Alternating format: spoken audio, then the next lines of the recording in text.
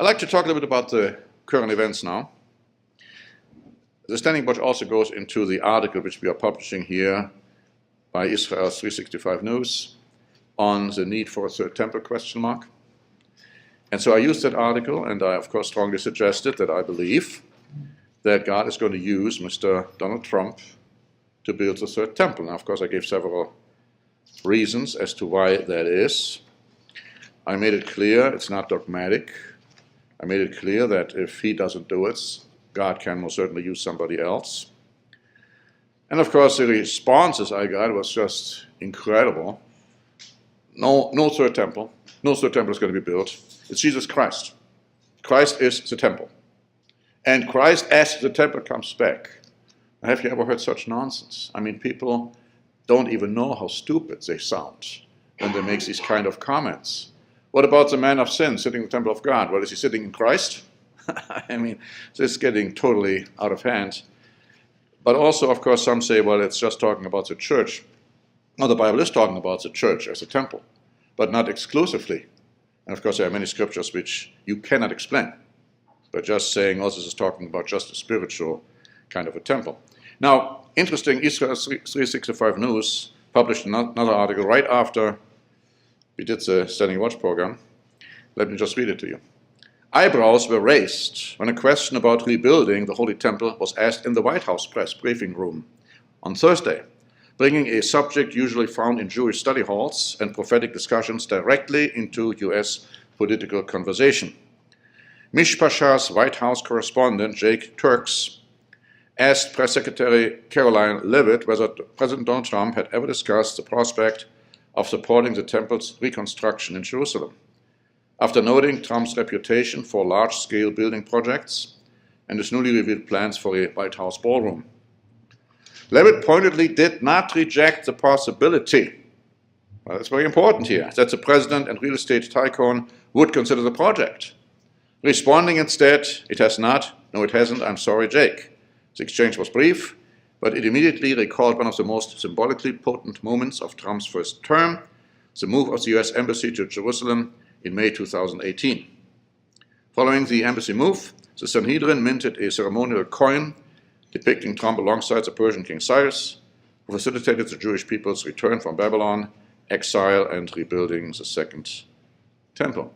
It's interesting how this was totally misrepresented in the press and also by some of these guys who made comments.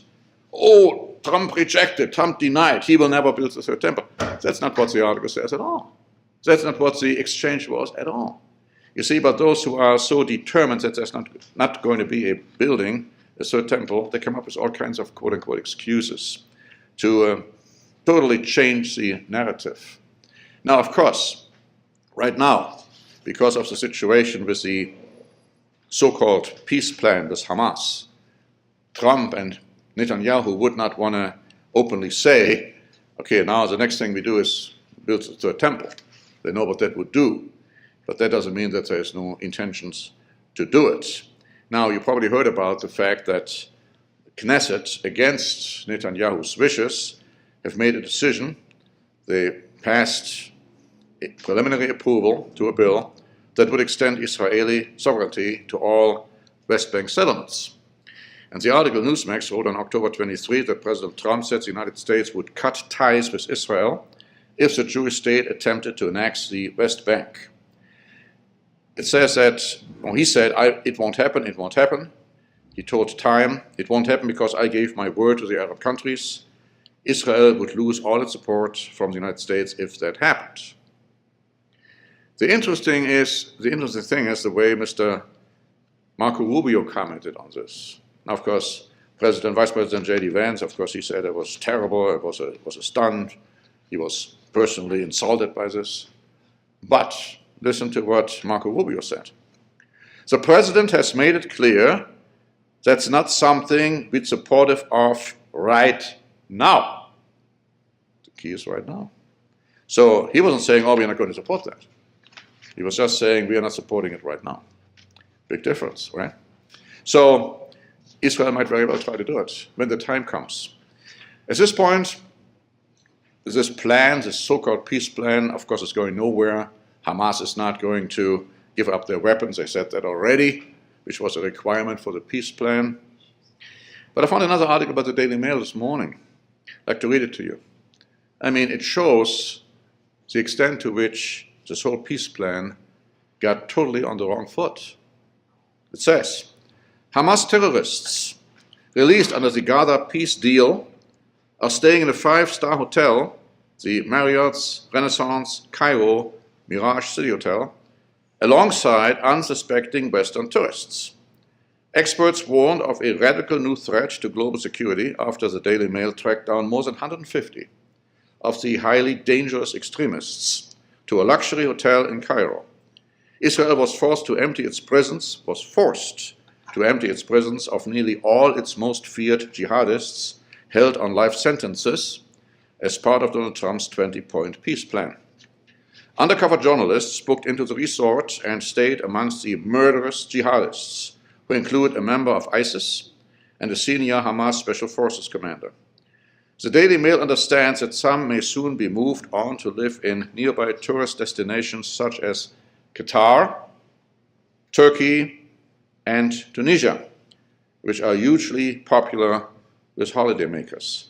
Qatar and Turkey, two of the countries which were involved in this peace plan deal, and which are saying that they will see to it that the peace plan deal will be carried out. Here's Turkey and Erdogan, complete, total anti-Semist. I mean, he completely against Israel. He said Israel should be obliterated. And here's Qatar, not much better. These are the allies of the United States of America. And so these terrorists, they're going to end up there. Goes on to say Professor Glees, emeritus professor of the University of Buckingham, said, these people are our sworn enemies. They will cut off the heads of British soldiers and kill left, right, and center. A former Israeli intelligence officer known as Guy C. added, there are no restrictions on their movements in these countries. They can walk freely, travel to Europe, including the United Kingdom. The first thing these terrorists will do when they reach Turkey or Qatar is contact their associates in Gaza and the West Bank to send money and reestablish their networks. They will quickly regroup and form new terror cells. It's so blatantly obvious. It was so blatantly obvious from the outset. This peace deal is a joke. And it's not a peace deal because it's not bringing about peace. Now, of course, when I did the Standing Watch there, a very smart guy wrote and said, oh, this is terrible that you said Trump is wasting his time. I wasn't saying he's wasting his time when it comes to getting the hostages out. I was saying he was wasting his time when he tried to say that this is going to create peace in the Middle East. Again, people are not listening and totally misconstructing what I'm saying. Yes, I mean, this is not going to go into creating peace. There's no way. Hamas is going to be there. They're not going to go anywhere, and they are going to become the terrorists they have been, and they will use their newfound power for further terrorist attacks. In fact, we have an article in our update pointing out, when we read about the future of Hamas, Deutsche Welle on October 16, that even Mr. Trump's statements are contradictory. At one time he said, oh, well, Hamas needs to disarm completely. And then he said on his flight to Israel, he told reporters his government had allowed Hamas to temporarily rearm itself. Now, what kind of a joke is that? I mean, so now we are saying, well, they can rearm themselves? An article by Israel Today also pointed this out. There was a heated exchange between Police Minister Itamar Ben-Gvir and the American contingent consisting of Steve Witkoff and Jared Kushner. And Ben-Gvir told him, I'm standing here next to the list of terrorists being released, baby killers, rapists. Gentlemen, you would never release them in the United States. You spoke about making peace. You can't make peace with Hamas. They want to kill us. Those who killed us on October 7 do not ask for forgiveness. Their families are proud of it. They want to murder Jews. Who would have made peace with Hitler? Hamas is Hitler. They want to kill us. And it also says that Hamas officials have stated a number of times that they will repeat the atrocities of October 7, 2023, if given the opportunity. I mean, these are facts. They are known. They're known, well known. Why in the world would anybody want to have a peace deal with Hamas, a terror organization, whom you can't believe a word they're saying. Well, going back to some of the articles I have in here, which I want to talk about some more. I pointed out in the Standing Watch and also in the current events section that there is this ideology, this idea that Trump will not leave the White House after the second term is over, but that he will stay a third term. The New Republic wrote on October 24, commentator and former Donald Trump advisor Steve Bannon says the president will serve a third term, despite being barred by the Constitution. In a video interview with The Economist published Thursday, Bannon said, well, he's going to get a third term. Trump is going to be president in 2028, and people ought to just get accommodated with that, brushing off concerns about the 28th Amendment. There are many different alternatives. At the appropriate time, we lay out what the plan is, but there is a plan, and President Trump will be the president in 28, Bannon added. Is this all hot air? Or is there more to it? Well, we'll see. We will see. I wouldn't conclude that this couldn't happen. Trump also, when he talked to Zelensky, said, oh, you mean, was there a war going on? We don't have to have elections, like happened in Ukraine? It was very clear what he was trying to get at. Now, another alarming and very disturbing article was published this morning by the New York Post. Let me just read the first paragraph, and of course, this is going to be in our next update, the whole thing.